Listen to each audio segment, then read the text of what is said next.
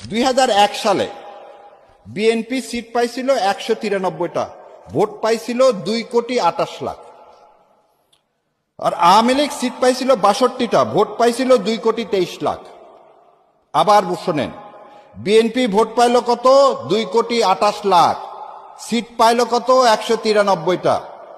আর আওয়ামী লীগ পাইল 2,23,00,000, সিট পাইল কত? 62টা। 5 লাখ ভোটের ব্যবধানে সিটের ব্যবধান কত? ডবলেরও বেশি। 5 লাখ এখন 300 আসনে ভাগ দেন।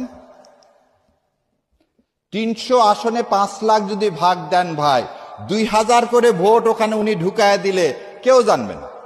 আপনি তো ওই মুখটা কাপড় দিয়ে পেঁচানো হয় কখন?